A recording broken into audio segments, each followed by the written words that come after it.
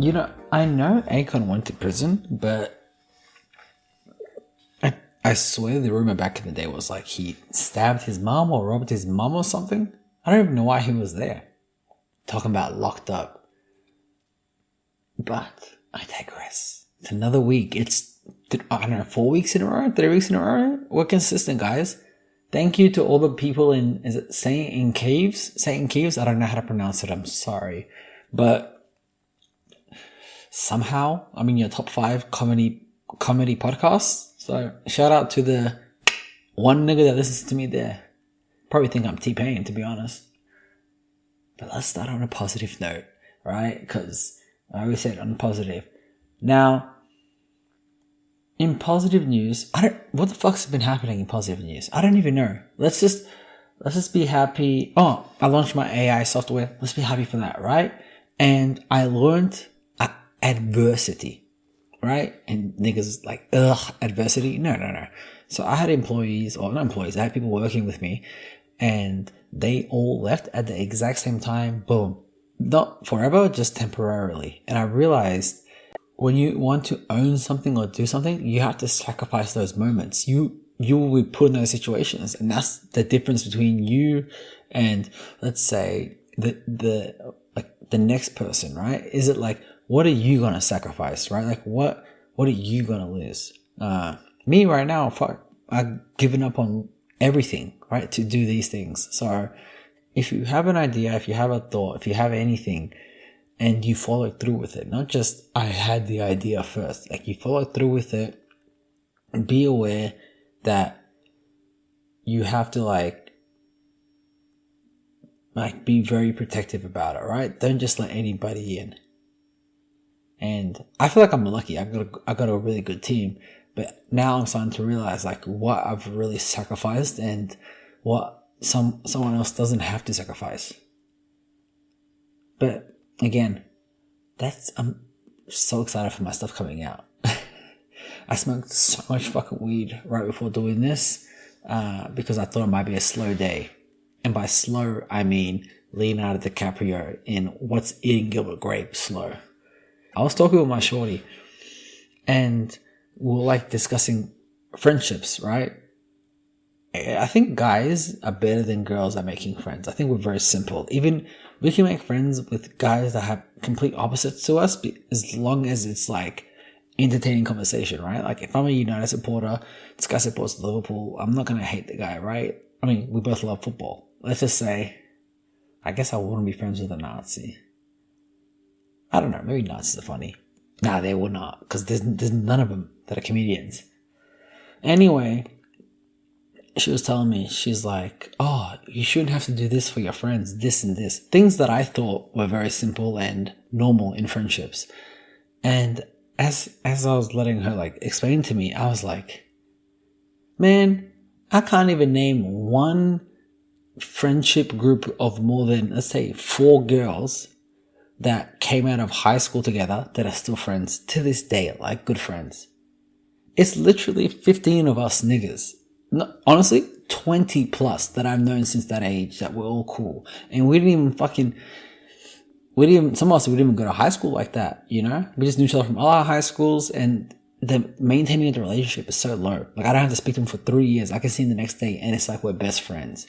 So she tried giving me friendship advice and then I literally had to stop. I'm like, yo, what? I said, I'd be damned if I take friendship advice from a woman, you know? Like when it comes to friendships, it's just like, yeah, I don't know. I just feel like girls aren't good at it. I don't know why. I feel like they're always competing, like in like a weird way. It's like men would compete, right? But not like that. That shit is weird as hell to me.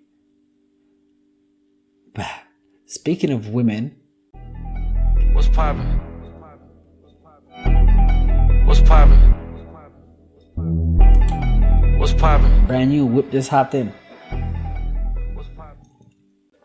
I don't have any rights to these songs, but I play them because I know that if all these episodes were to get deleted, I would probably be more thankful than anything. You know, we'll just start again. But we're here to talk about Caitlin motherfucking Clark. That's my bitch, yo. I shouldn't have said that. Like, that's my shorty. Like, I am a huge fan of Caitlin Clark, right?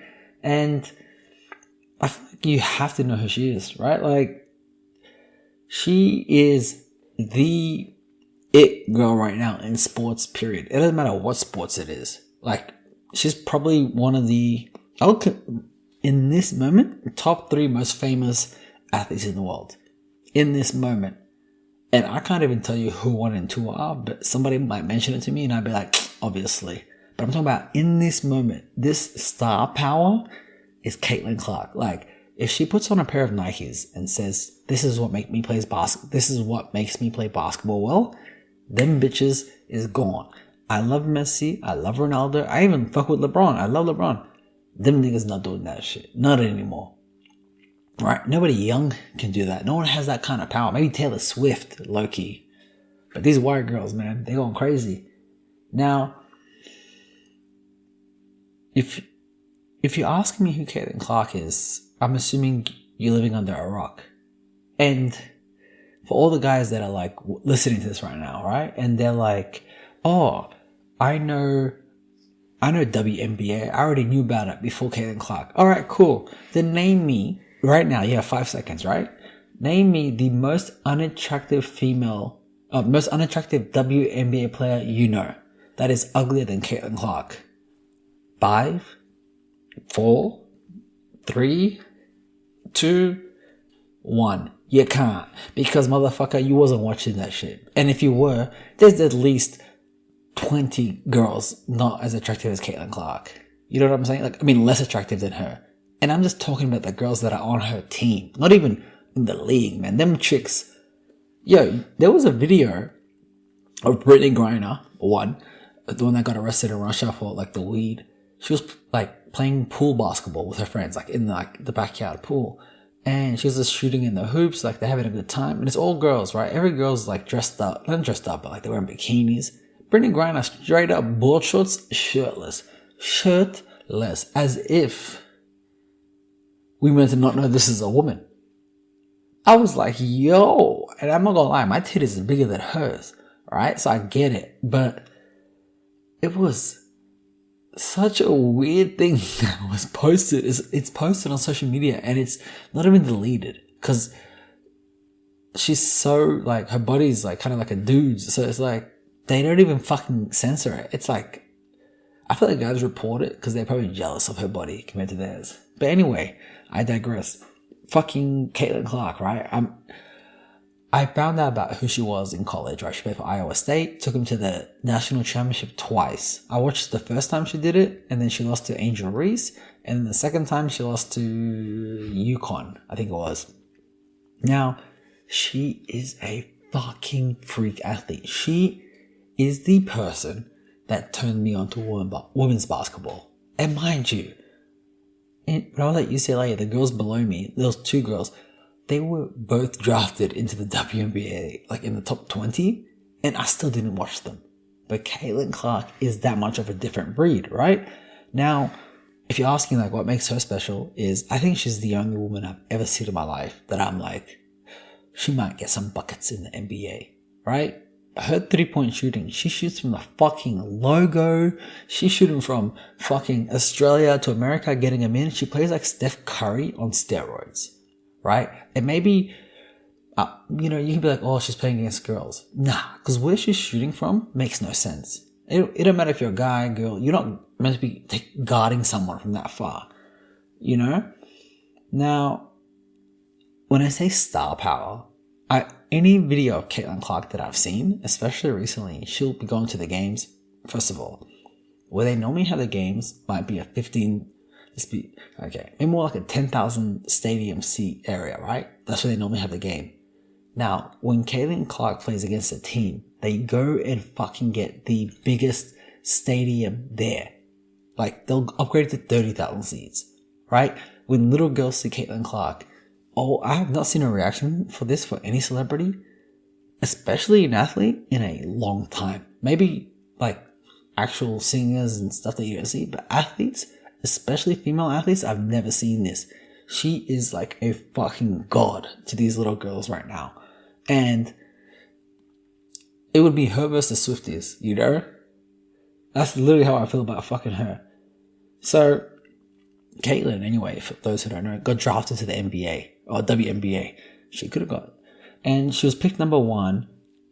And that was the first time I actually watched WNBA games, was because of her. I was like, let me see what the hype is, because this all happened in college. So I'm like, does it make sense in the WNBA? Like, did they overhype her? And when you watch her, you're like, nah, she really is the truth.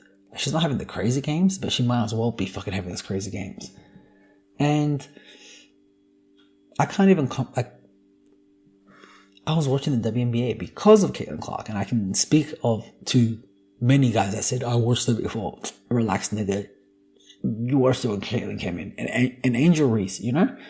So, one thing that I never understood, right? And I think I still have a hard time grasping this concept is,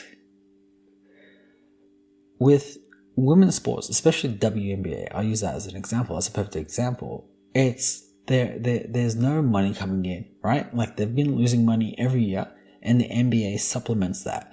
That way they can keep the league running, they can keep paying the girls, whatever. So the stadiums don't sell out. Nobody wants to go to the games. They're fucking boring. But it is what it is. They now have a life-changing person that is not only going to change, like, a couple lives, but all their lives. She's going to increase the viewership. She's going to increase more eyes on the game. And then people will find other athletes be like, oh, holy shit, who the fuck is this girl? Like, wow, I didn't know this. You know, that's how it works. She's bringing, I guess, what Jordan did in the 80s to the NBA. You know, what somebody else is going to bring to the NBA soon, because LeBron's going to be gone and they're going to need another, you know, superstar. Now, when given an opportunity like that, you men, guys, I think we would be like, holy fuck, let's go. Like, we kind of respect it. We kind of see it. Even if we don't like the person, we would still respect it, right? But with Caitlyn, when she got into the league, mind you, she broke all the fucking records in college, but she never won the championship. Now, when she got into the league, they started fucking targeting her. And I think we're only a month in, maybe 2 months into the WNBA season. They keep targeting her, like, in the back, like, trying to swipe her legs. Really, like, shit that doesn't make sense. Like, when rookies come into any league, they give them a hard time. Bang, like, you know? But this seems a little bit more aggressive. And even in college, people were like, you know, she wasn't the first one to do it like this or that, whatever. Like, there was ones that paved the way before her. Yeah, cool, maybe. Who gives a flying fuck? Who cares? This is a conversation that you have after she is done. How the fuck can you progress if you're thinking about the past? You know what? Let's if we're being transparent, those people that you talk about in the past that paved the way for Caitlyn are also the same people that didn't fucking make it anyway for us to watch it because they were that boring.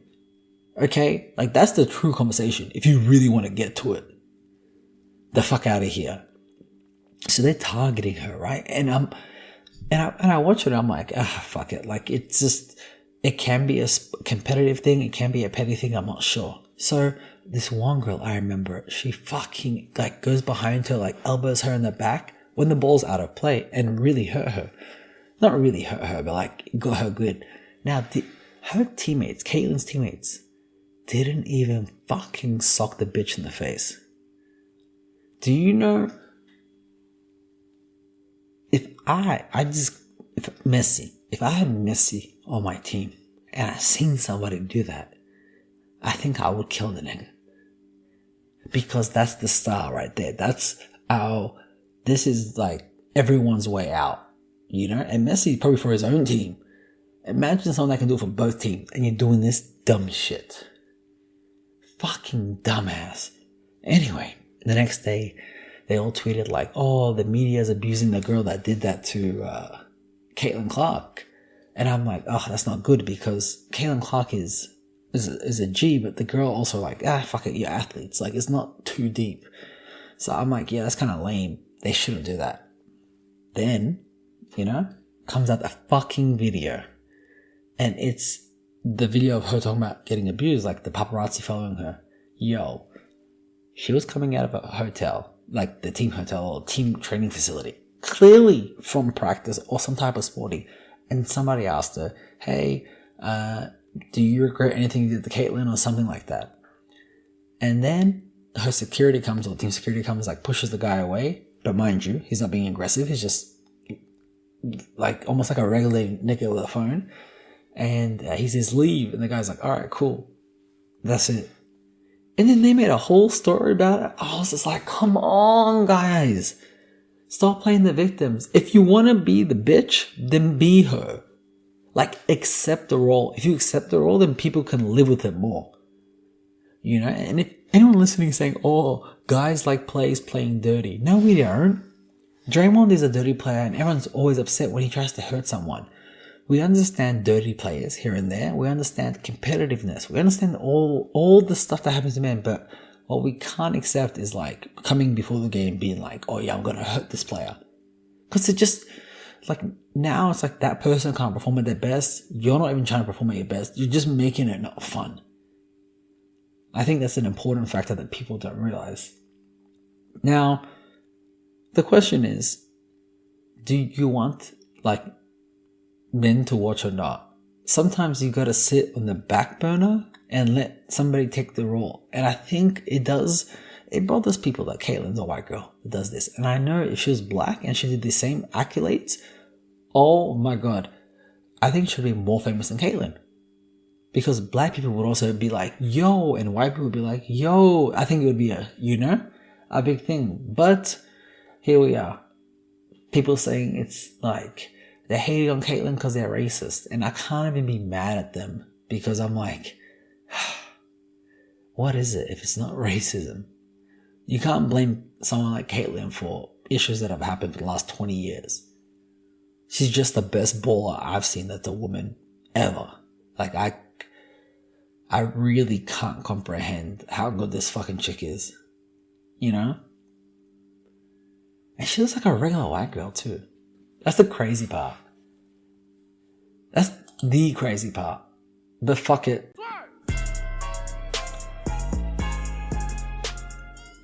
I'm not going to spoil the movie. Relax. Don't be upset or naive. But Bad Boys 4. OMG. I loved it. I liked it. I won't say I loved it. I pretty much loved it. Now, let me just give you a little backdrop about Bad Boys and my relationship with them. Oh, that was good.